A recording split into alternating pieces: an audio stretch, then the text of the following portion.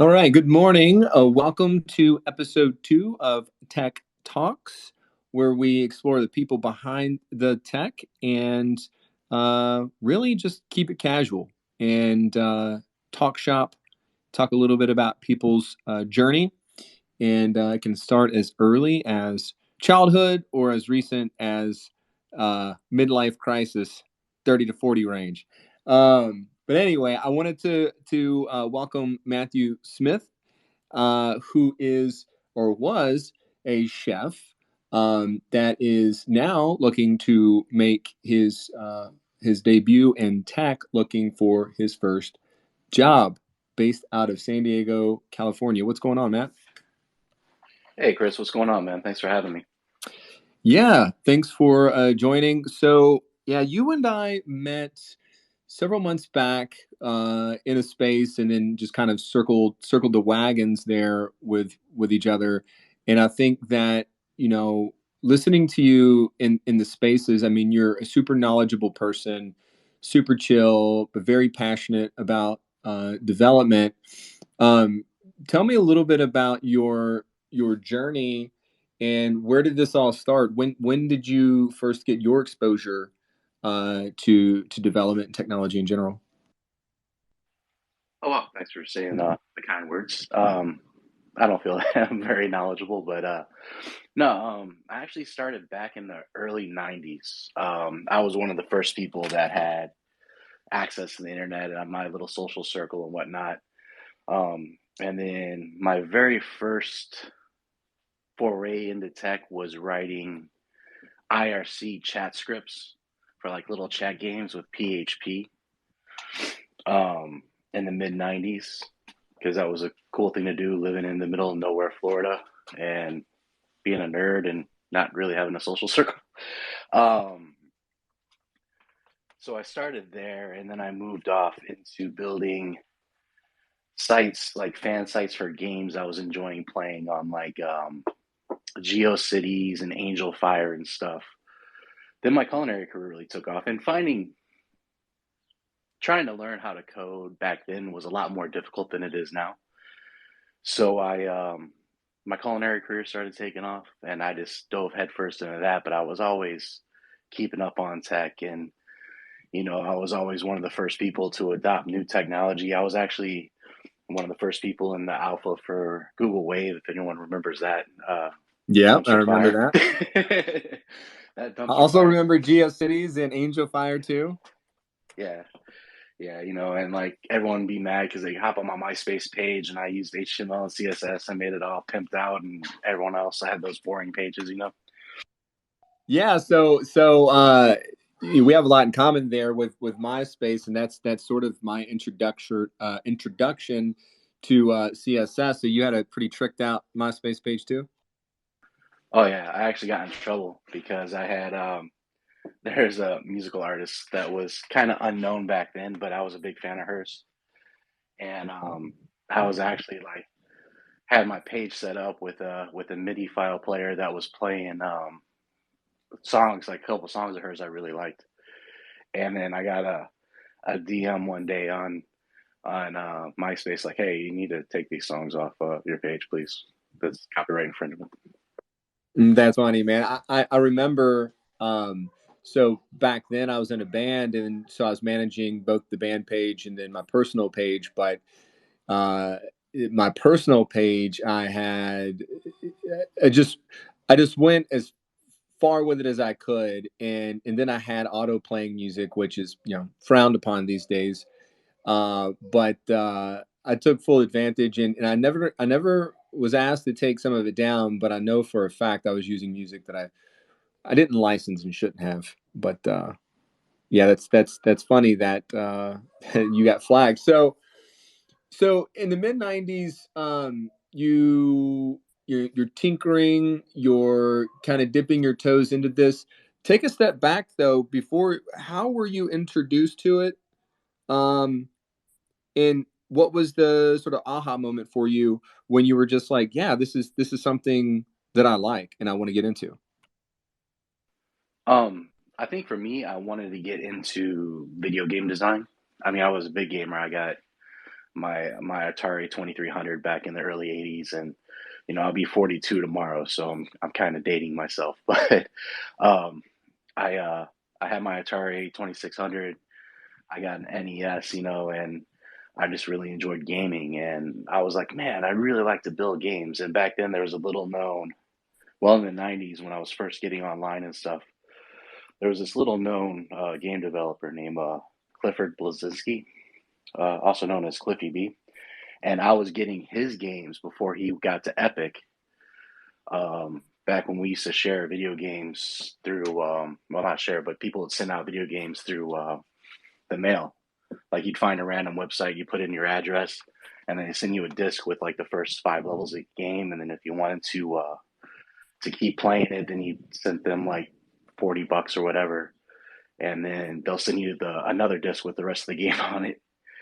Um, and I really wanted to get into gaming. Then I realized how much math was involved, and I have a Florida public education, so I decided to not pursue that because that math's a little too far over my head. So wait, what year is this? Whenever the video games are being sent over mail? Probably 94, 95-ish. So this is like pre Netflix, right? I mean, that's how Netflix got their start. This is like a decade before that. Yeah, because it was kind of like what was those old CD scams like Columbia House and BMG? It's like Yeah.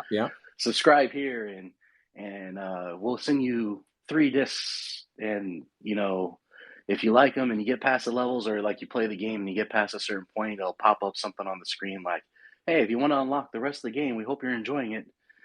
Send a check for $49.95 to this address, and we'll send you the rest of the game. I mean, it wasn't like now where you can just go on the Microsoft store on your Xbox and download whatever you want to download. For sure. And it's funny thinking about how video games were released back then, because it was just a one shot, right? So you didn't have the luxury of releasing a video game and then releasing patches or fixes or updates or more content. It was like that was the video game. So if there was a bug or if there was an issue in it, everyone got that, and that was it. Yeah, it's kind of funny because I just heard they're re-releasing Goldeneye for its 25th anniversary or something on Xbox.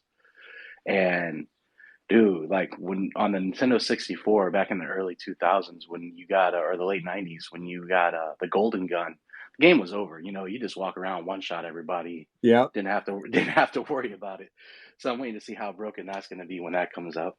Do you remember the cheat codes in Goldeneye to enable, like, I think it was the cheat codes that allowed you to enable like paintball mode and the big head mode and all that other stuff? I used them. I think I found them in like a Game Informer or something, but or not Game Informer. What was the ones before that? One Oh, of those like gaming Game magazines. Insider or something, Yeah, like Nintendo had their own magazines. Yeah. yeah, yeah. They would always have like a section, like Nintendo Power would have a section with like cheat codes or uh, Game Insider or whatever the other one was called. They would have their section with like cheat codes and stuff. So I always did that, especially with games like NBA Jam and stuff. You always had to go with the big head or like Oh, unlock you Bill did Clinton or not something. just bring out NBA Jam. That brings back a lot of memories. Do you remember what was it, the NFL Blitz? Oh yeah, because I grew up in St. Louis, so I was a Rams fan, and there used to be the cheesiest play ever because Tony Banks was the quarterback for the Rams, and Jerome Bettis or Ironhead Hayward was like the running back, and you could actually hand the ball off to them, and then Tony Banks was a terrible quarterback, but he could run fast and he could catch. So you had him run up the field, you hand the ball off to your running back, and then you could throw it, and it was a touchdown every time. Like I used to piss off so many people in the arcade just doing that same play over and over again. It was almost like the Roger Craig play in Tecmo Bowl for the NES back in the day, where if you pick the bottom right Roger Craig play, it was pretty much unstoppable. What about do you remember Arch Rivals? I think it was Arch Rivals. Yeah, or you can pull down their shorts and punch them in the face and stuff. Yeah. And then like the popcorn, or people throw drinks or whatever on the ground, and then the players would trip. That was Yeah. like that was old NES.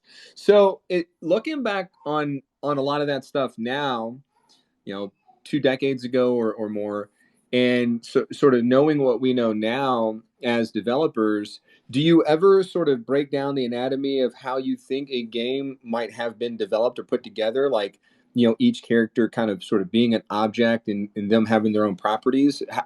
Do you explore that, or do you ever kind of dream of that at all, or catch yourself like analyzing it in that way?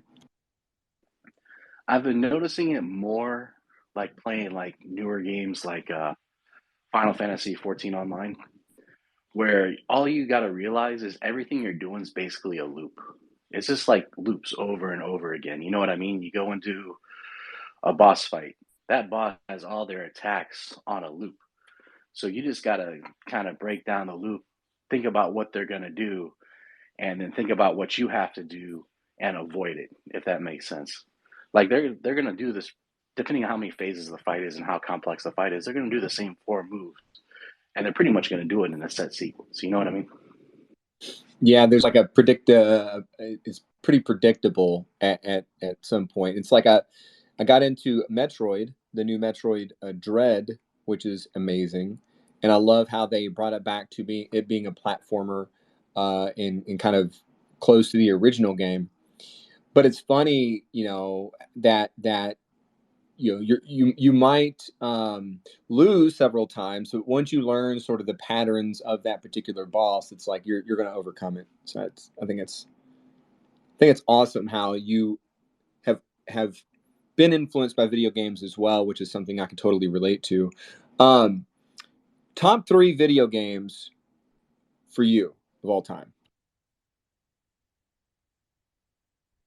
Oh wow, now I'm on the spot. I got to think. The original Baldur's Gate. That's what my first fan site was based on. Um, Back in the day, I remember going through GameSpy and trying to find online people to play Baldur's Gate with. Back when it was difficult to find people to play with online. Um, Knights of the Old Republic. Both of those are Bioware games. Bioware used to make amazing games. And wow,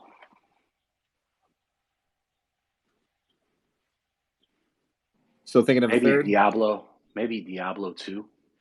Yeah, I think Ooh, Diablo why 2. Diablo 2 and not Diablo 1? Diablo 1 was cool, but that was like in the very infancy of the internet and online playing. And I found a website called Diablo World, and it literally had all the duping hacks and all that stuff. So like the game was too trivial for me because I just sit there and I find the best armor and then just dupe it, sell it for a whole bunch of gold to other people that you run into on BattleNet, and then walk through one shot Diablo and call it a day. So we've talked a little bit about how you found yourself gravitating towards tech and in the early days there. Let's fast forward it. So how come what you were a chef? What put you onto that path? And sort of walk us through that and where you're at today, because I know that you're looking for your first gig in tech. Can you talk about that? Yeah, so I needed a job when I was in high school to help out. So I got a job as a line cook at Walt Disney World. Um, Figured it was something I could do. Um, couldn't get any. My grades weren't good enough in high school to really get into any decent colleges for programming. So I got into a scammy kind of culinary school. Went through that, and then my culinary career just kind of took off. Um, and then I was a professional chef for 23 years, running multiple multi-million dollar restaurants. But I had a point where my stepfather died through some suspicious circumstances, and I couldn't get out of bed. And my wife was like, "Well, what's going on?" I'm like, "I miss the kids growing up because my kids are 19 and 20 now." And this was in 2017. And I'm like, dude, I miss them growing up. I was working 100-hour weeks on average. sometimes more. And you're not making decent money as a chef. I did okay, but it's a highly underpaid field at all levels, from servers to bartenders and line cooks, all the way up the chain.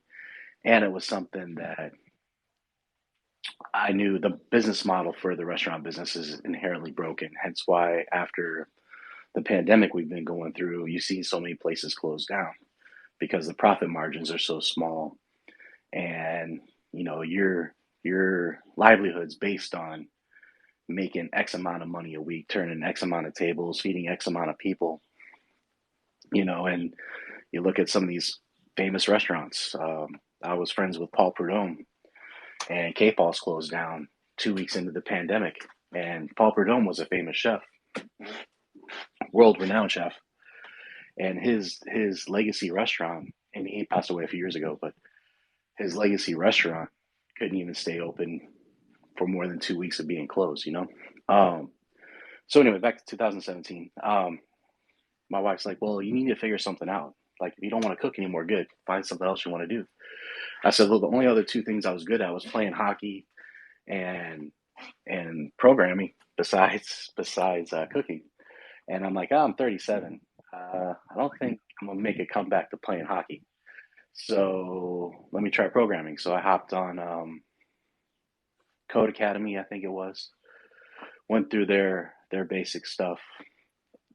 Um, Learned from there, and then I fell in the Udemy trap, getting a couple $9 full stack courses and whatnot. But then it was when I found my two mentors, that's when things really started to click, and that was 2 years ago. Yeah, about 2 years ago. So 2 years ago, so you said 2017 is kind of where the shift began. And then, so 2 years ago would have put you around 2019 with the two mentors, and things began to click. So from 2019 to today, what has the journey looked like? So what was clicking for you? What do those two mentors do for you? And then sort of how have you been going about trying to land your first role in tech?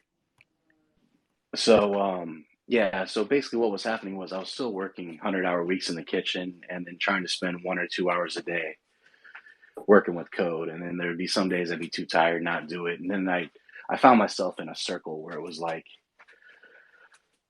I wouldn't touch it for a few days, then I forgot everything I learned before that, so then I had to go back. But then when I found my two mentors, that's when they really told me, like, hey, look, you don't have to code 2 hours every day. If you need to code 20 minutes one day because that's all the time you got, just do that 20 minutes. If you got a little bit more brain power left, go a little longer. And then I'd find myself on my day off, coding 12 hours straight. Not intentionally, just getting to the rhythm. I think I got chef eyes, or chef blinders, I like to call them, where it's like, you just got to kind of put your head down and go through the day. And I'll be doing that. I'll be building something, and I'll find a bug, and then I'll spend as much time as I need to get rid of that bug. And sometimes it's like I don't think of anything else, or I'll forget to eat or something. I'll just have my head down working, trying to get it knocked out. And I had to really teach myself to not do that, and to get up. And it's okay to get up, walk away, take a walk around the block or something, come back down, and the answer's right there in front of you. Um, but what they really did was, especially Stefan and Caleb, um, Stefan showed me I was learning wrong. He had a psychology degree, so he would put psychology in his training, and show you the right way to think about things and the right way to look at things. And then Caleb gave me a real life workflow. So he'd give me a task with minimum requirements. I'd push it to my Git. He'd do pull requests, tell me what was wrong, or point out things that aren't right. I'd have to fix it, re-push a new build, and then he'd approve the merge or whatnot. So teaching me like a real world workflow.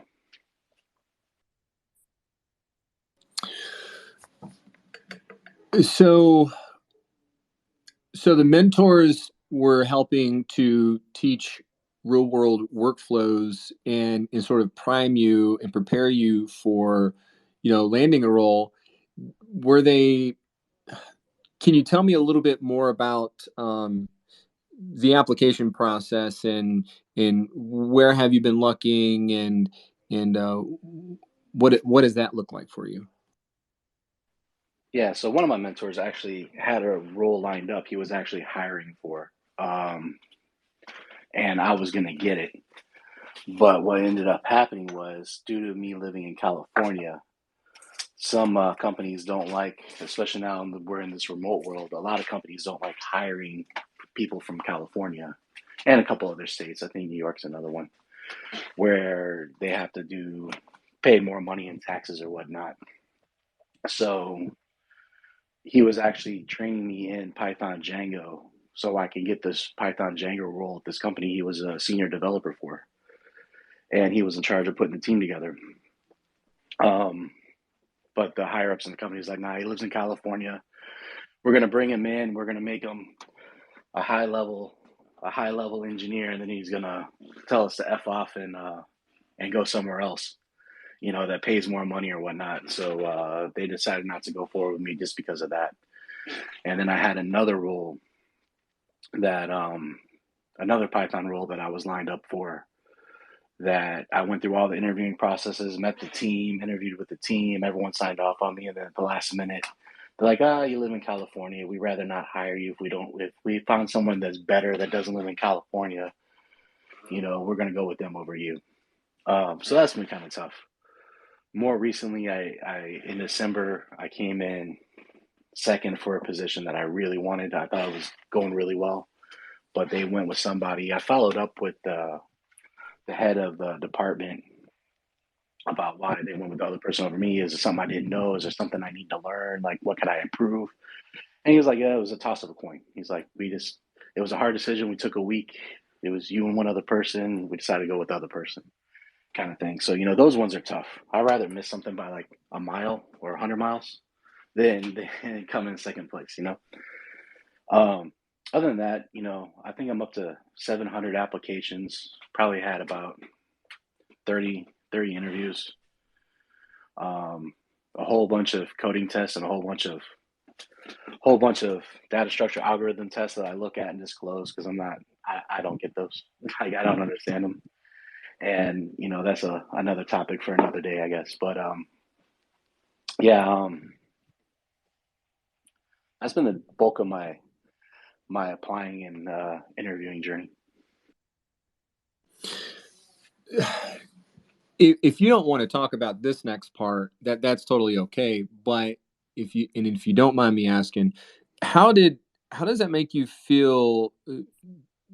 That sort of that rejection um, process, right? So you described that you'd rather like miss it by a mile than just barely miss it.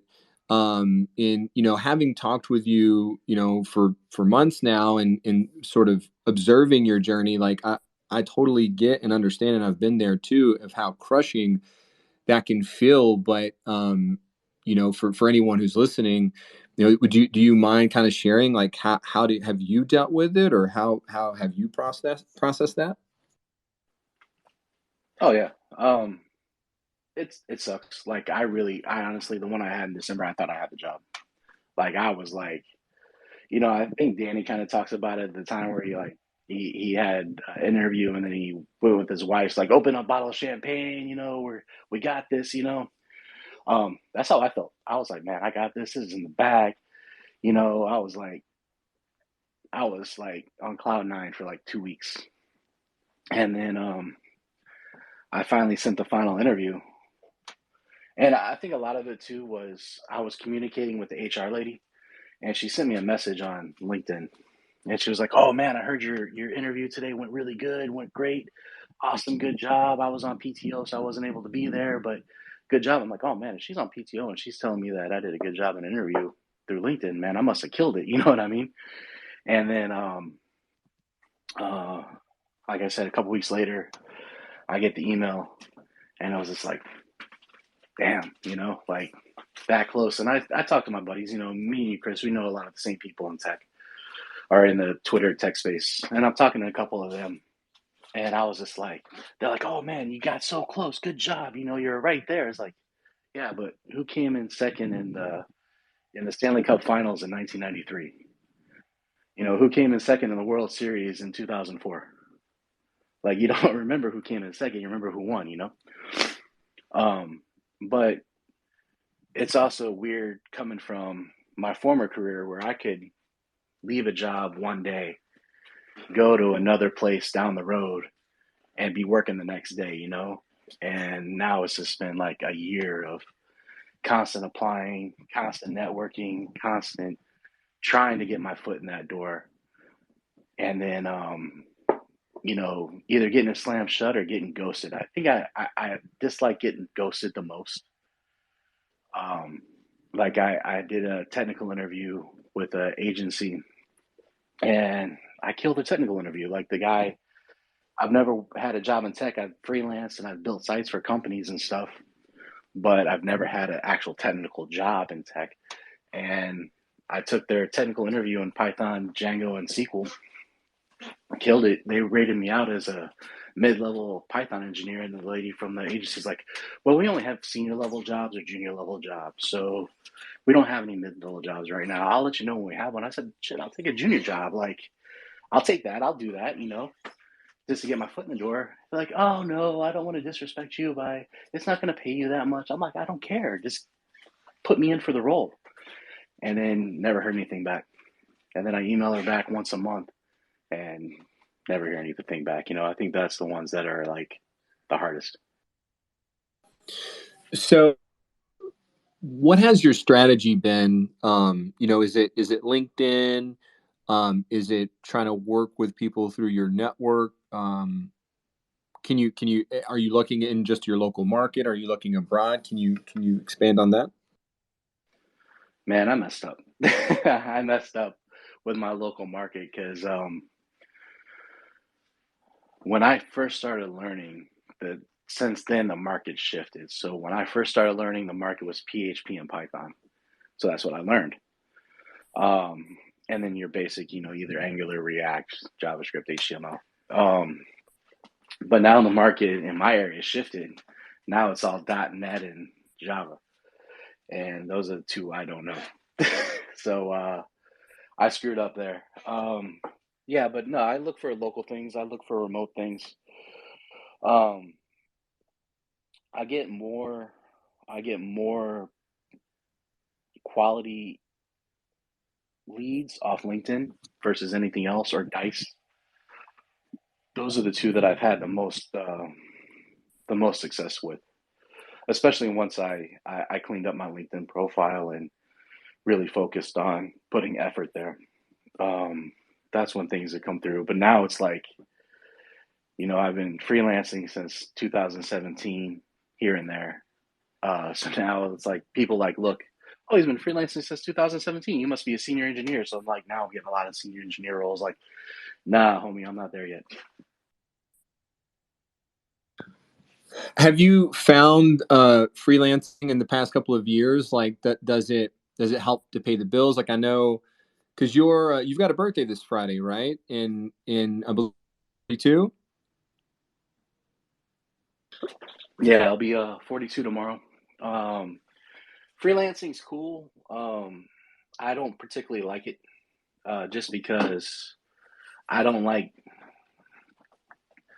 dealing with I don't like dealing with people as much. Like not dealing with people. I don't like the business side of it. I don't like going there and then like I've had two clients that decided they wanted to be difficult after I built the site where like one of them was sitting on my Git. The dude hasn't bought his hosting or his domain. I'm like, dude, your site's done. Your site's been done. You know, I got the code. All you gotta do is buy the domain and the hosting, and then I can put the code on, and your website's online, and you're good to go. He's like, oh, I'll get to it. I'll get to it. I'll get to it. And it's been like that for 3 months. you know. But then I've had really good sites. I built an e-commerce store for a company that sells $3 million a year. Um, I made 10 grand off that. Plus, I get a monthly retainer because I update their site monthly, and then I also do all their HTML marketing emails. So I build out their emails and send them out and do all that stuff for them. They just send me the collateral and the copy, and then I make it look good and send it on its way. Um, and that's basically how I've been sustaining myself for the last 2 years, ever since the pandemic hit and got laid off from the restaurant and stuff. So you've able to, in the past 2 years, sort of make freelance work for you, for yourself and your family. But what I'm hearing is that the client interactions and sort of the front end of the whole business side of things, you're not as interested in. You would rather be creating, building, and be more into the code. Is that right? Yeah, yeah, building things, and then also I think freelancing, you get stuck with the same problems over and over again, if that makes sense. Like I don't feel like I'm growing as a developer just building the basic, small business WordPress site or the small medium sized business Shopify site. Yeah, but yeah, they got their problems. Yeah, they have their unique issues, but I don't think I'm really working on anything that's making me grow as a developer. If that makes sense. So, and that's sort of what's gravitating you towards landing a role, maybe in another business or another company that has, a small or mid large size team. I assume, and maybe you can confirm this. I think what I hear you saying is that you would appreciate being able to bounce things off people or being challenged more, and that would help you to grow and learn more rather than sort of being isolated, right, as your own independent freelancer. Is that is there any truth in that? Yeah, no, I mean that's the thing I tell people when they ask me, in interviews, like, why do you want to stop freelancing? Why do you want to work for a company? I'm like, dude, so I can be around other developers that know more than me. That's how I grew as a chef. You learn at every station. And I had a cook that worked in my last hotel for 42 years, and he was the same level cook for 42 years. He never grew, he never went into management because he was okay being complacent and just working his saute station 5 days a week, 8 hours a day. And he never wanted to work the fry station, or he never wanted to learn how to write a schedule. He was cool doing that, but then he was bitter because he never moved up. You know what I mean? So um, I think that's the kind of thing I'm hitting with development is I want to be around people smarter than me, even if it's distance and we're talking on Slack or whatever communication thing you're using or Zoom calls or whatever, just so I can be like, hey, we got XYZ problem. This is how I'm looking at it. You know, how do I make it better? Or how do I refactor this code to make it look a little better? Because this is what I'm thinking. But you know a little bit more than me. What are you thinking? What would you do? That's one thing I learned from my mentor Caleb. He'd be like, hey, your code works, but you got 5 lines here when you could probably get this done doing it like this in two. You know what I mean? Have you given any thought to the size, what size team that you might want to be a part of, or what size organization, or are you just kind of willing to take on anything that becomes available? Can you talk a little bit about that? No, I'm really ready to take anything that's available. You know what I mean? One, freelancing really isn't super steady income. You have some months you do really, really good. Like the end of this month, I'm taking on a pretty big project that's going to pay me pretty well. But then after that, it's done. Then it's back to hustling, trying to find something else. But um, yeah, I think I'm willing to take anything just so that I can get my foot in the door and show that I could actually do this. And I think that's the hardest thing, especially when I call myself semi self taught because, yeah, I'm kind of self taught, but then I had some really good people that I was able to ask questions to, and they were able to point me down the right direction. It's like a lot of people that are learning off Udemy or some of these other places, there's so much white noise, especially like in tech Twitter. It's like everybody has an opinion about everything. Everything you're learning is completely wrong, and you need to abandon learning that and learn this instead. Where I had Stefan and Caleb, and they're like, no, focus on this. This is what you're going to do. Do this. Okay, I got that. Okay. Now learn this. Now do this. You know what I mean? Um, yeah, now I forgot the question. Sorry, Chris. No, it's all good. It was, and it's a difficult question to ask because I think, what I know about you and what I've learned is that it's not. I don't want to say it's a sense of desperation, but you're definitely chomping at the bit and eager to land that first role, as you said, so that you can get your foot in the door, which would lead to other opportunities. And then so, the question that I pose, I think, is difficult for a lot of individuals to answer because how do you know if you want to be a part of a small team versus a large team, or how do you know what type of organization that you want to be a part of?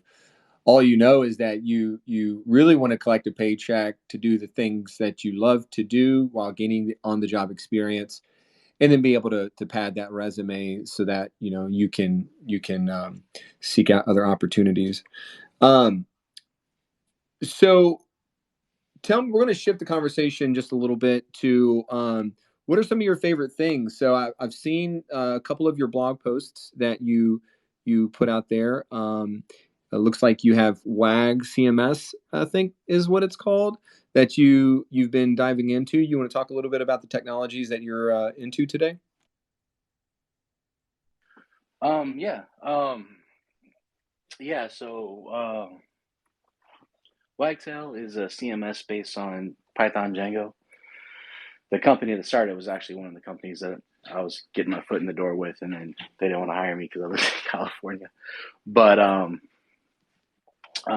it's a really good CMS. It's more secure. It's a lot faster. Um, I really enjoy the Django framework, and Wagtail makes working with Django so much easier because instead of having to worry about models and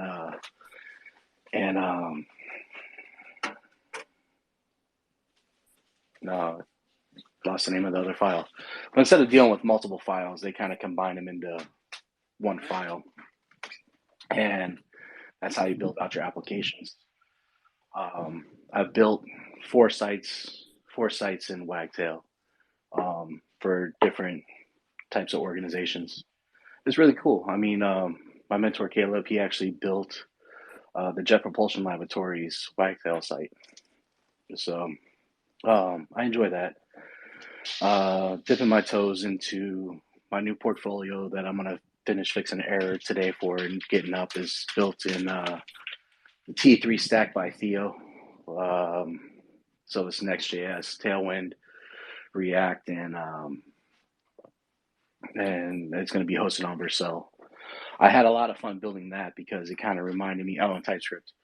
Working with TypeScript, I like a lot. I think a lot of these uh, people that sell courses or teaching how to code, I think you should learn TypeScript before you learn JavaScript. I really think that it makes a lot of sense because JavaScript, you can get a lot of silly errors in and not really know what's causing the silly error, where TypeScript just yells at you like, no, it's wrong.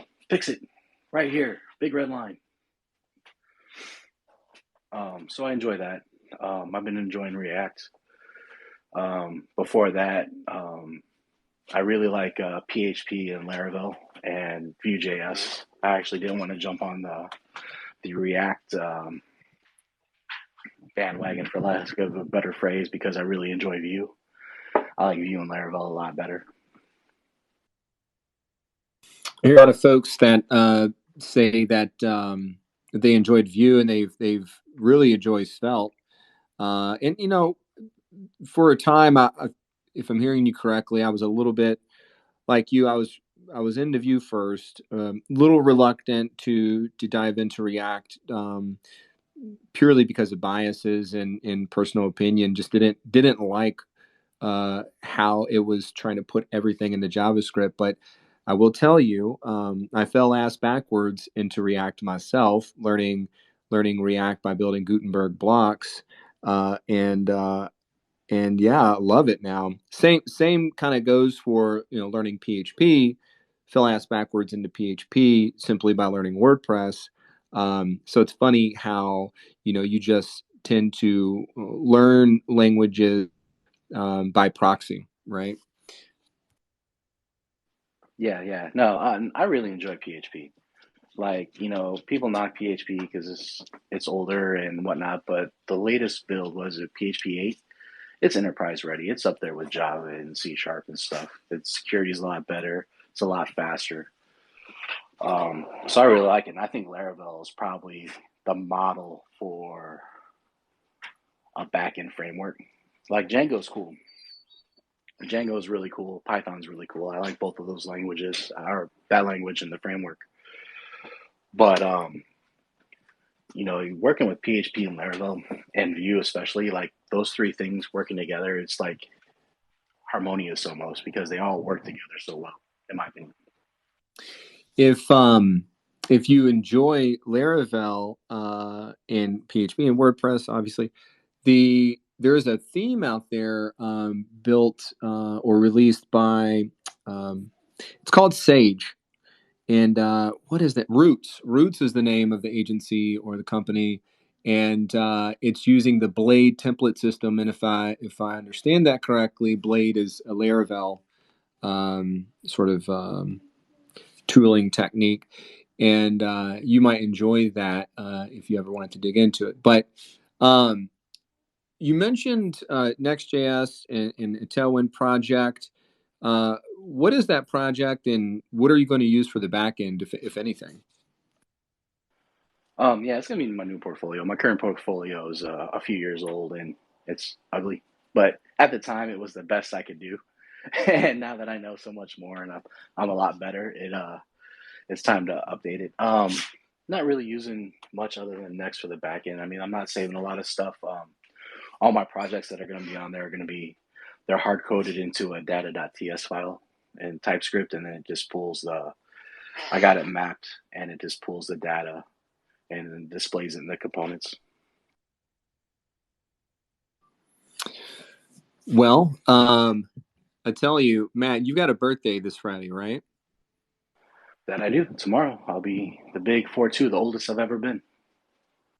Well, we've got a friend who I asked to join, who might be speaking here in just a second.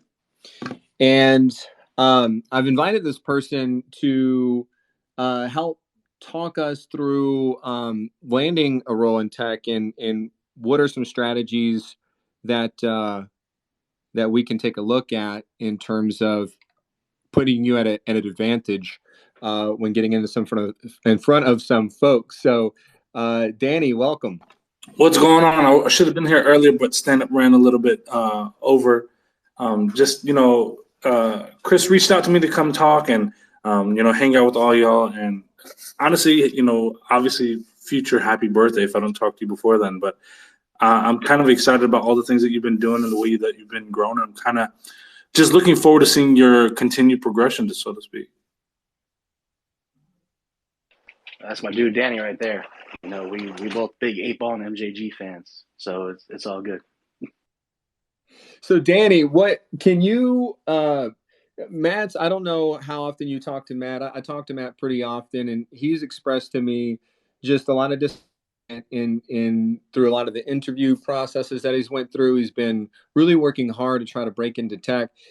Any sort of advice, or maybe if you can take a quick glimpse at perhaps his LinkedIn profile, any sort of off the cuff advice that you might be able to give to Matt to help put him at an advantage? Yeah, look at my LinkedIn profile. Yeah, you don't have a LinkedIn profile? No, I have it. It's not up to your standards.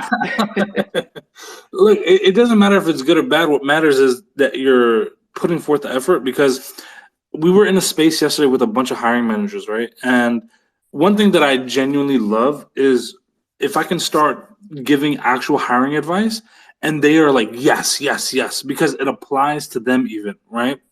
So the one thing that they overwhelmingly agreed with is how important LinkedIn is when it comes to finding candidates. because they're actively on there looking for candidates. But when you make a strong profile, you rise to the top of the searches on their end. They use a different version of LinkedIn than what you see, right? There's a version of LinkedIn for everybody, and then there's one particular version that is for hiring managers and recruiters. So the way they start sourcing and searching for candidates, it's a completely different view. And having a very strong LinkedIn profile, it puts you right at the top of that list. So by being at the top of the list, you're starting to pop up for things. You can pop up for things that you're really well known for, or areas that you're trying to find jobs in. But really having that profile laid out is a game changer, especially if you're looking for that job in tech. But the one thing that I'll say is, I know you've done like a good bit of like networking on here, but I would really implore you to try and really actively network on LinkedIn, because the thing is, most professionals are on LinkedIn. I saw a stat the other day. I think it's 75% of LinkedIn users make over $80,000 a year. So that means that these are people that are in professional careers that are either growing or they just started, but they're in their career, so to speak, right? So they're not just trying to break in. Those are people that you can get referrals from to really get that opportunity to walk in the door. But the other thing that I would even say is, by being on LinkedIn, share a lot of the stuff that you're doing, whether it's like open source contributions and things like that, because developers and hiring managers alike, they view that very, very, very well. And that could be an entryway to start a conversation to kind of get you in the conversation of saying, this is a candidate that we should be thinking about. Yeah, it was actually kind of funny. I applied for a job out here locally, and I noticed that I was already connected with the hiring manager for that position. And then also, she knew somebody that I worked with for over 10 years. So, I shot her a message. I don't remember exactly what I said, but it was something along the lines of, hey, I see, or hey, my name's Matthew, I think you should talk to me for these reasons, XYZ. And then also, I see, so-and-so. Well, I worked with them for over 10 years. You're connected with them. We've already been connected, and kind of left the message of that, but I ended up getting ghosted. So she left me on red. And that's okay. Here's one thing that I'll tell you is, this is all a numbers game at the end of the day, right? Like, here's one thing that I'll tell you. I don't like every single person in this world, right? It's crazy of me to think every single person in this world is going to like me, or that they should like me. I have no problem if someone realizes, what, Danny's not a good fit. I don't really like Danny's persona. I don't like the way he comes across. That's completely fine. On to the next one. Here's one thing you need to realize, right? There are 7 billion people on this planet. I just need one of them to give me the opportunity that I'm thinking of. If one person doesn't like me, on to the next one. It's not the end of the world. It's not the beginning of the world. We're all coexisting and we're going through it. I can find another individual to give me an opportunity. But if you allow one individual's opinion to derail everything that you're doing, you're never going to get past to where you want to be, right? It doesn't matter if 1,000 people think I'm crazy. I don't give a damn. There's 1,000 others that may like what I'm talking about. I will focus on those 1,000 people. Maybe there's 1,000 people that hate the way I code. That's completely fine. There's 1,000 others that may be like, this is a great contribution to our company. Find the people that you can have meaningful conversations with, create and cultivate those meaningful relationships with. But the biggest point of all, find the people that genuinely care about you, as opposed to just someone who's passing by the time by looking at you. That's what matters the most. Focus on those genuine relationships. Yeah, it was kind of crazy. I just shared a story before you got here, Danny, about that one time you had that interview and you came home and you told your wife, it's like, oh, I landed that job, I got it, it's all good, pop the champagne. I had the same thing last month. I thought it was locked down. I thought I had it. I was on cloud 9 for like a week, and then I got that email like, oh, it was a toss of a coin. We decided to go with the other guy over you. And then I reached out to the head of the department. Okay, what was I doing wrong? What didn't I know? Is there something that I need to tighten up? What happened? They're like, no, you're both equally strong. We just decided to go with this one over you. It was a really hard decision. We spent a week debating it. So, and that was probably the most crushing rejection I got. You know what I mean? Yeah. For those that don't know, since we have a decent amount of people in here, I've talked about this a couple times where it wasn't all like sunshine and rainbows. I remember when I was interviewing for companies, I went through quite a few interviews, but there was one in particular that it was for a company that I really, really, really was looking forward to. And I did everything right. Like anything I could think of, I did right. And I remember after finishing the last interview, I came home. There was nothing in my mind that was like, oh, this is not negative. Like, I even told my wife, like, hey, I got this job. Like, these gas station days are over. I got this job. And I was hyped. Like, my wife was hyped. I was hyped. We were excited beyond belief. Because even, like, going off of the energy the interviewer was giving me, they were, like, super excited about everything that I was saying. They were into it. And I was like, there's no way I walk out of this without this opportunity. And then they told me that they didn't want me. I've never been so crushed in my life. I actually took off of work for the next 2 days because I was so sick, right? I laid in bed. I was sick because maybe if the interviewer wasn't so excited about everything that I was saying, that I wouldn't have felt as so assured that things were changing. And it was probably the most painful thing at that moment that I went through. But it was the best thing that never happened to me, because not even a week and a half later did my first opportunity come through a company called Front Door, which ironically I just left Google to go back and work at again because I loved it so much. And I don't think I'd even be anywhere close to where I am in my career because of them. Like, they gave me so much. They invested so much into me. They gave me so much mentoring and learning and hands-on experience, and they allowed me to lead several initiatives, and I totally killed it. I was promoted several times there, pay raise, but it never would have came to me if I took that earlier position. And hindsight being 2020, especially, I'm in a privileged position to now know what I know. If I went with a previous company, I don't think I'd even be at a fraction of the place of where I am now. So it's okay if opportunities like go away from you. I'm a very firm believer that sometimes the universe sees things, hears things, witnesses things that you haven't seen, and it may move opportunities out of your way that you may think are bountiful or great, but in reality, it could be something that would hold you back in the long run. So it sucks that you had that same moment. I hate for anybody to go through that. But at the same time, just know it just means it moved an obstacle out of your way, and you're that much closer to getting the opportunity that you need. Just make sure you're putting things up. By the way, Matt, I have found your LinkedIn profile, and sir, we have some work to do, like big time. Number one, I would definitely get your face up there instead of MWS. I would change the header image in a big way. I would change your heading line. Your About Me section, I would change that as well. Your features section definitely needs more done to it. Yeah, I would definitely work on this in a big way. And that could be another reason why you're not getting as many opportunities. See, this is why I told you not to look at them. But this is good to know. Now you know what to do over the next weekend. Yeah, and the profile image and maybe the banner are some really easy wins, right? But Danny, what about his about section? If you could sort of give him a framework to work within, what should he do? Yeah, so one thing that I always tell people is your about section needs to be short, sweet, to the point. The other thing it needs to be is not a line of keywords, right? So when you have your technical skills, you have 3 lines straight of just keywords. The way, and let me explain this to you, the way hiring managers search, right? They will search for, let's say, web developer or software engineer, or they'll search the actual languages that they're hiring for, being, let's say, JavaScript Node, right? When they search it and it pops up into this huge, massive amount of text that is just keywords, in their mind, they think, oh, this person just put a bunch of words so they pop up in the search. They never click on your profile.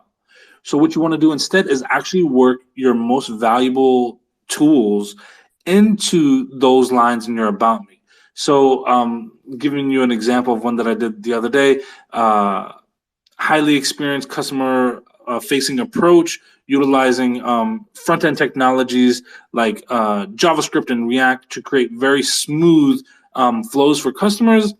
Something like that. Like, I'm just coming up with something off the top of my head, but you see how you work it in there, so that way, instead of it seeming like you just threw a bunch of words on the page, it actually means something. And I think that's very, very important when you're popping up for searches. The other thing that I would tell you, what I always tell people for the tagline, for example, your tagline is just web developer. That's it. I would put developer and then the technologies that you're like trying to land that job for, right? Don't put HTML, CSS, but put like React, Node, Java, etc., whatever it is that you're very, very knowledgeable in. That's what's going to help you land in those searches right away. Your headline, your tagline is what I always say. It should be the position that you're looking for, not the position that you have. And so if you're trying to be found as a software developer, I would have that up there as opposed to having like barista. Because if you have barista up there, even though it may be your current position for somebody, a hiring manager is not going to even think, oh, this person is in the candidate pool of what I'm looking for. So really, really focus and make that web developer tagline change. But I think everything that I'm suggesting, I think you could easily knock this out over the course of a weekend. Like, it's not a huge, huge, huge task here. Now, Matt, I know you've been working on re-releasing your site, but Danny, if Matt had to make a decision in investing his time into sort of rebuilding his site this weekend, or invest his time into his LinkedIn profile, what should he choose? LinkedIn. Even if you were to tell me, if you were like, oh, I'm going to make another project, no, LinkedIn. If your goal is to get a job in tech, your priority needs to be LinkedIn above anything else. So, and the reason for that is, think about it. How else are you landing a job in tech besides that? Like, where are the hiring managers? What are they looking at? Like, these are the things that kind of make everything pop out. So, what point is a very, very nice site if a hiring manager is never going to see it? Like, you need to start fixing that communication up first, because the other thing too you need to understand is, like, a good profile doesn't start working overnight, right? It takes a little bit of time to start kicking in and really like getting you those searches and those results that you're looking for. But I can't tell you the thousands of times at this point where I've seen images and screenshots and been tagged in posts where people were like, before watching Danny's LinkedIn series, for example, I was only getting like 3 searches a week. And then they'll show like 1,100% increase in over the course of like 3 weeks, right? Like, or some people getting 500%, 200%. Francisco, who's like big on Twitter, right? Didn't really have a big following on LinkedIn. I fixed his LinkedIn profile for him. And what ended up happening? He literally went from like, 100 people viewing him at a time to thousands. Like, a strong profile is going to bring way more to you than anything else. And the goal should be, if your profile is strong enough, to even get 5%, 10% converting over to having conversations with you. So if 100 people are looking at your profile, maybe 5 of them are reaching out. And I think that would be way more valuable than creating a website that you're trying to direct traffic to through SEO and all those other things. Think about it. Here's my argument when it comes to LinkedIn, right? This stat was provided by LinkedIn themselves. Every single minute of the day, right? Every single minute of the 24-hour day that exists, 3 people land a job, right? That means 1 person every 20 seconds is getting hired on LinkedIn. Why wouldn't you want to be stronger and more like pronounced, like be more visible on a platform like that? It only makes sense. It only aids you. Like, LinkedIn has 675 million monthly users, right? Of which 90 million are hiring managers, recruiters, and the actual decision makers for businesses. You need to stand out where they hang out. If they were all at a bar, I tell you go visit that bar. If they were all at a gym, I tell you pick up exercise, go to the gym. Guess what? They're all on LinkedIn. You need to be there where they are. It only makes sense to make their job easier in finding a candidate. I can't think, there's no other tool that exists, in my opinion, that can produce as much value as LinkedIn does. There's other tools that are great that people like. Example, what was that one website everybody's crazy about not too long ago? Polywork. I don't think it's as prominent as it was like a couple months ago. I haven't heard too much about it since then. But regardless, there aren't too many hiring managers on there. There aren't too many people landing jobs on there. But when you look at LinkedIn, like every 20 seconds, somebody's getting a job. I can't tell you how many times I've been able to connect with actual valuable people in companies because of LinkedIn. They're ready to have conversations. They're trying to source talent. They want those people there. And if you set up a good, valuable profile, guess what? You stand out. The other thing is, I followed a study not too long ago. I'm in the process. I've created several resume templates, but I'm going to create like a video, like the ultimate resume. And I'm going to have like several hiring managers sharing tips and things like that. But one big thing on that thing that I saw was out of 125,000 resumes, they noted several things. You are 71% more likely to be called in for an interview if you submit a resume that has a LinkedIn profile that is kept up and actively added to. So if you keep an active LinkedIn profile, you have a 71% increase in likelihood to actually make it into an interview when you apply for a job. That's how important LinkedIn is to these hiring managers. 71%. On the other side of things, you were, I think it was 80% or right around there, 80% more likely to get a call in for an interview by getting a referral. So referrals definitely are super, super valuable, but LinkedIn is almost on the same level of value for a hiring manager. But guess what? How can you easily get referrals? Using LinkedIn to talk to these developers that work at these companies. Talking to them, networking with them, making them realize, oh, I really like Matthew. Guess what? By doing that, you're now getting that referral. So you go from 0% increase to 71% increase for your LinkedIn, 80% increase for your referral. Mixing those two together, you're literally leveraging two of the most powerful and most valuable options to get you into interview number one. So if you're having problems even landing interviews, those two things by itself could be huge in getting those opportunities brought to you.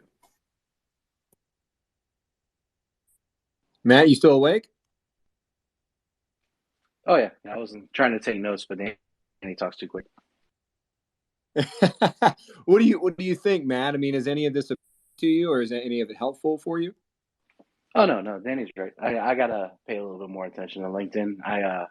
My profile I got now, I actually paid someone to build, so now I want to send her an email and be like, hey, I need my money back. Man, I see this all the time, and it's not just with even LinkedIn profiles. I see it with resumes. There was a really, really famous TikTok creator who what do you call it?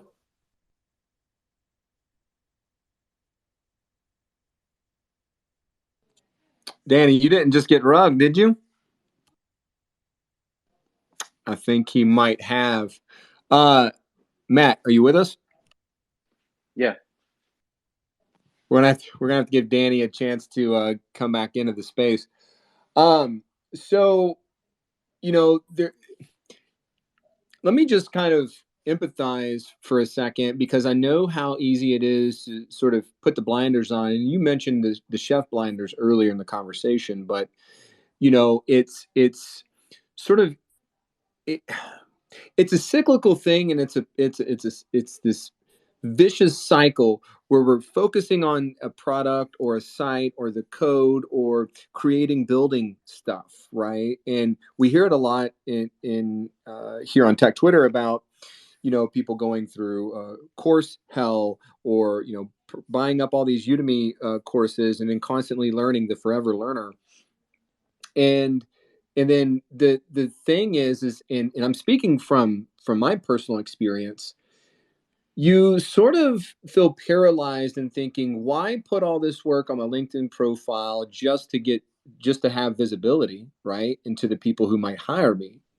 If what they're going to do is then look at my LinkedIn profile, see that I don't have a website, or click through to my website and it's terrible, right? So it's this whole self-judging, worrying about how you're showing up. Looks like Danny's back. I'm going to invite him back up. But you're worrying about sort of first impressions, thinking that your first impression, is that website, when that's not necessarily true, right? Also, speaking from the hiring side of things, this isn't going to be the same for every hiring manager out there. This is going to differ between different parts of the industry, different individuals, and the resources. But for me, I will never move past the LinkedIn profile or the resume. I'm not going to go look at someone's GitHub. And sometimes I might go look at their website, especially if they're a front-end developer or hiring from a front-end developer role, and I'm looking for more visuals, right? But aside from that, though, I'm really just trying to narrow down, my candidates based on maybe this is the bad word to use, but personality, right? Part of their personality, I want to know that they're a good communicator, that they're easy to work with, they're willing to learn, and they're not going to bring a lot of ego into the team, right? And so, it could be surprising to a lot of folks. I know it was really surprising to me when I learned that things like LinkedIn are way more important than what your website looks like, because the website's about 2 or 3 levels deep that people may not even get to. Danny, sorry, looks like you got rugged. I'll open the floor back up to you. Yeah, I was even saying in my head, I was like, wow, my app hasn't crashed. I've been going for a little long time compared to usual. So one thing that I'd say is LinkedIn, absolutely valuable. I would be putting a lot of my effort in there. The other thing that I would say is, and I know you've done this a couple times, Matthew, is like writing a couple posts, add that into your featured section. But here's the thing, when you add it in your featured section, make sure, and this is crucial, make sure that there's a picture on the icon or the display, because human beings, we eat with their eyes, right? Make them hungry when they see your profile. Show them something, what you're doing, the code, the project, whatever it is. Show them something that says, I need to know more. Let me click on this and see what Matthew's about. And understand one thing, when it comes to your LinkedIn profile or your resume or whatever other tool, even your portfolio site, it's not supposed to necessarily be your autobiography. It's your hook. It's your fishing hook. Your goal is to pique interest to the point where they're saying, you know what? I need to know more. Let me get on the phone with Matthew. Let me get Matthew in here for an interview, and let's find out what they're about. If you give your autobiography, there's going to be a point where it's information overload, and they just move on to the next candidate. On average, a hiring manager spends 6 to 10 seconds on a resume or profile before deciding if they're going to invest more time into that candidate. Okay, that's crucial. That means you need to have your information in the most easily accessible way, in the easiest way for a person to read, and the easiest way for them to figure out in a very quick amount of time, I need to spend more time with this person. That's your ultimate goal when it comes to your LinkedIn profile, your resume, or anything like that, right? Even your portfolio site. Like, I see people do these crazy designs, which is cool from a developer aspect. It's cool. But when you actually think about it from a hiring manager's perspective, why would they ever consider that? You know what's funny is I met with somebody not too long ago. They're on Twitter, I believe Charles something. I can't remember the last name now off the top of my head. But they were struggling for over a year to try to find an opportunity. And so I got on a call with them because they were really considering quitting. I was like, you know what? I'll spend 25 minutes with you and let's come up with a game plan.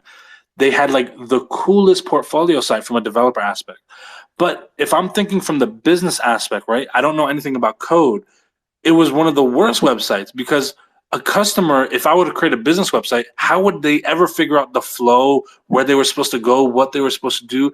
You couldn't figure those things out. And because of that, right, they would have a bad experience there and they wouldn't want to stay around with that. You need to really consider the end user who's using that product, right? Are you considering other developers? That's cool. Developers love cool little things that have really like interesting ways of doing things. But your end user, who's an average individual, like most hiring managers are not technical at all, right? I mean, let me rephrase that. Most recruiters are not technical at all. They don't know the difference between Angular and React. They don't know the difference between Java and C#. They just know a website. They just know that you know how to tick these boxes that they're looking for, right? The actual like engineering manager you interview with, they're the technical ones, but they're not the first person to interview you or see you. That's an actual actual recruiter. Recruiters aren't technical people. So you need to think about how they're going to perceive these things, not how other developers will, right? So those are like two different mindsets. If you want to have two different websites, that's completely okay. Have one on your resume for the recruiters and then have one that you pass on to other developers or your Twitter profile, etc.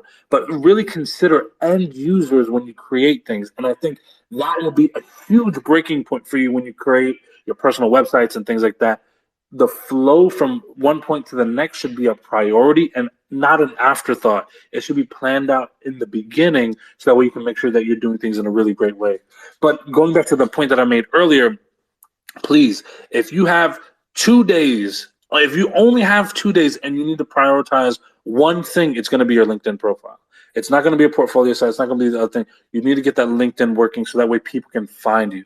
Because I can only guess like what your searches look like, and if I'm guessing it, it's not going to be too high considering what you have here. Because I feel like there's a lot missing. There's not a lot that I can capture. Or if your searches are even in the, I doubt it's in the thousands. But if it's in the thousands, you're probably not converting at the rate that you want to be converting at, and that's a big problem too.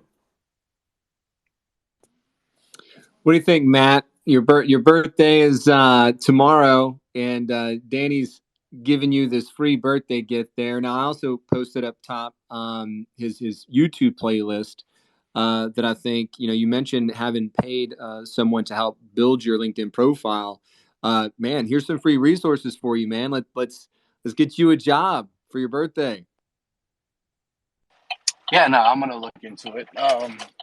Yeah, definitely. I looked at Danny's LinkedIn series. I haven't actually gone in there and done it. And something happened with my post from Medium where for some reason it wasn't putting the images when I posted them on LinkedIn. There's only one that actually had the image for some reason. I got to figure out what's going on with Medium and that. But yeah, other than that, I'm actually a writer now for a blog called Python in Plain English. And actually, my Wagtail post got published on their blog, which was kind of cool.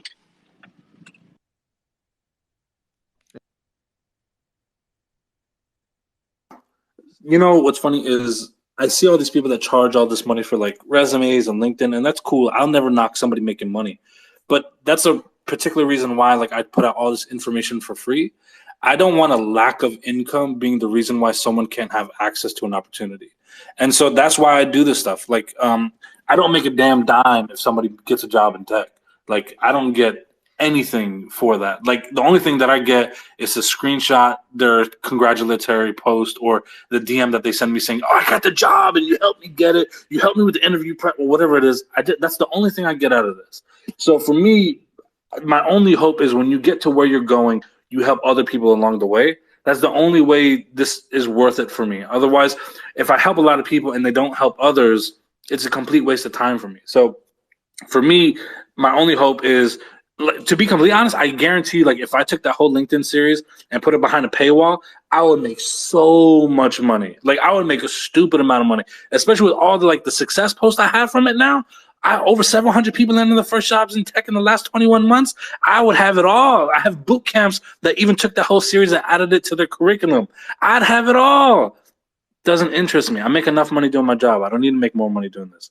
My only goal is honestly that, even with you, Matthew, that if you get to where you're going, you're going to end up creating some path for others to come follow you down past that. Especially for me, I love helping people get into tech, especially when they've learned later in life, because I feel like for them, it feels like an overwhelming experience. Because I know for me, I was freaking out.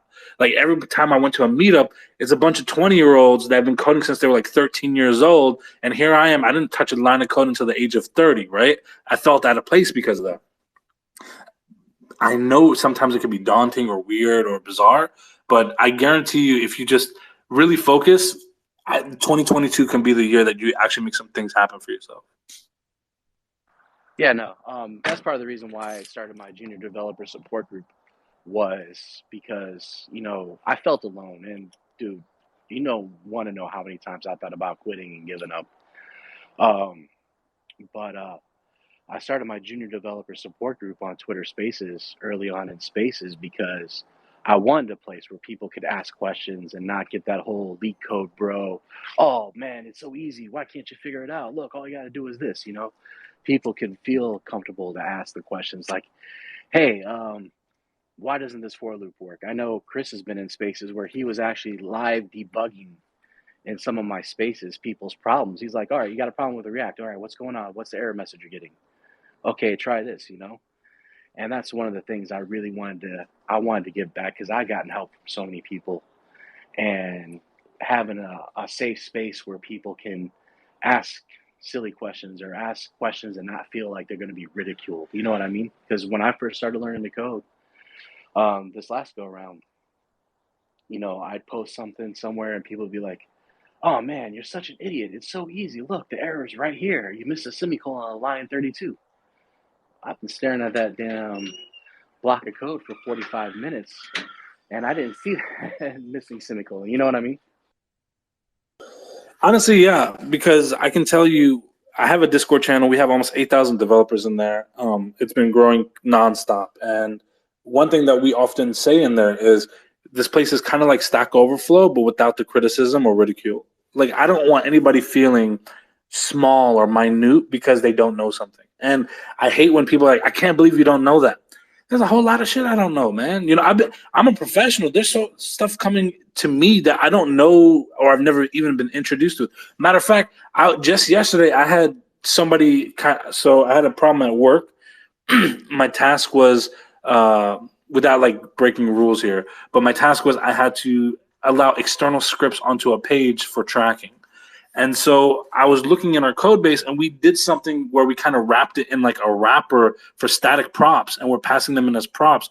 And I was like, I've never seen this before. I've never worked with external scripts like Telium and tracking and Google Tag Managers and stuff like that. This is brand new and we're trying to set up the business to where they can track these things. But I'd never seen an implementation like that. And I was so confused. It's spent hours trying to figure this out. Every single day I'm being exposed to something new. So the last thing I want is to go to somebody for help and like, I can't believe you don't know this. Dude, I don't know a lot. There's a lot that I don't know. So that Discord was literally created with that in mind, saying we're never going to put somebody down for a lack of knowledge. We're there to help people. So because of that, we have developers from FANG level companies. We have developers with all kinds of experience. We do a ton of pair programs, stuff like that in there. But honestly, one thing that we do that's huge is we're about to start it back up again, is we're going to do accountability calls where every single week you can kind of join these calls and share what your goals were last week, what you actually accomplished, and what your goals are coming for the week ahead. But one new thing that we're doing this year is I've got a bunch of volunteers already. I'm trying to get more. But we have like big developers with lots of experience working at companies and all that stuff where we're going to be doing office hours. We're like 2 hours a week, 3 hours a week. We're going to have a developer or two kind of stood up where people can kind of just jump in. If they have coding problems, they can come and get answers and help and things like that. And of course, all that's free. We don't charge.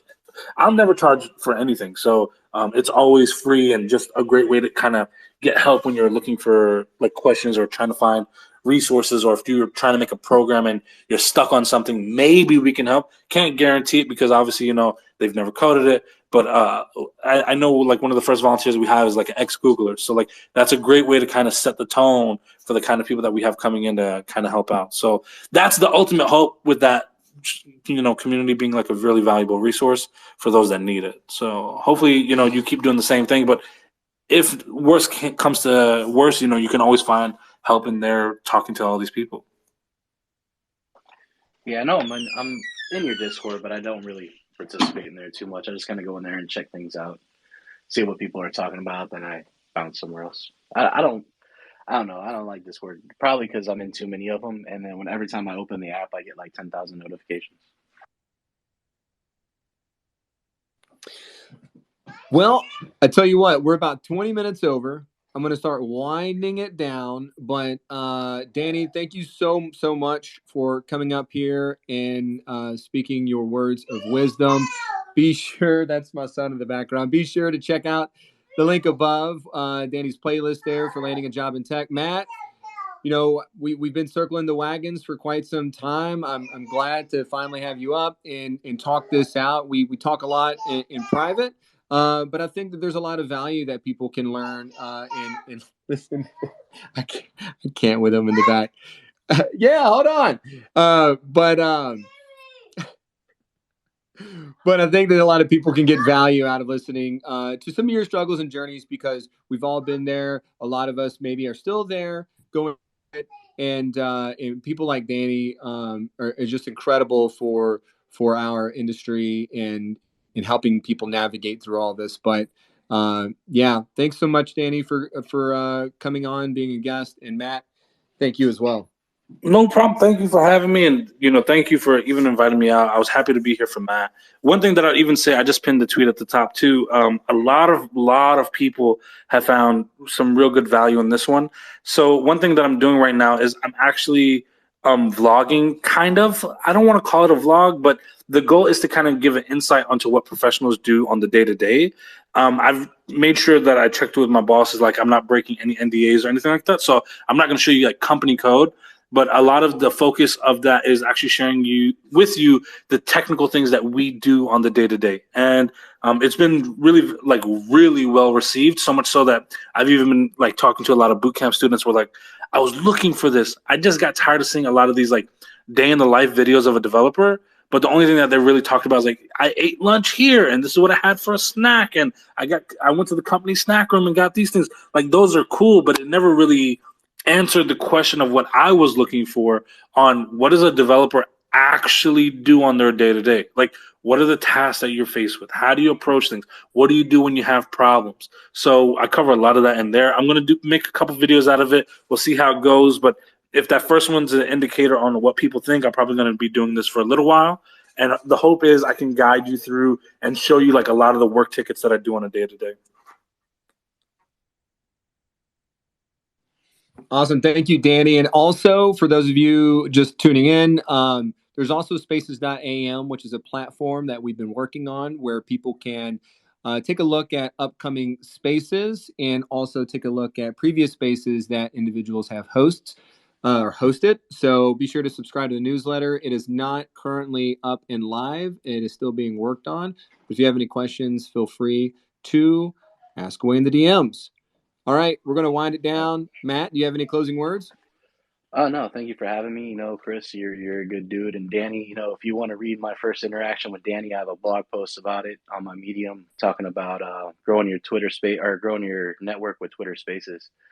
And I wrote down my thoughts the first time that I interacted with Danny on a Twitter space in my buddy Jacob's space. And Danny actually wanted to hear from me, man. And so I kind of put my internal monologue of Danny wanting to hear what I have to talk about in a blog post. And Danny's a good dude, man. We come from the same kind of background in the restaurant business, and Danny knows what it's like when you're cooking for a living and whatnot. So thanks for having me, and thank you for coming up, Danny. I appreciate all y'all. And if y'all are following Chris and Matthew, fix that mistake. Love you, Danny. Thank you all, everyone. Have a great day. Stay high, stay dry.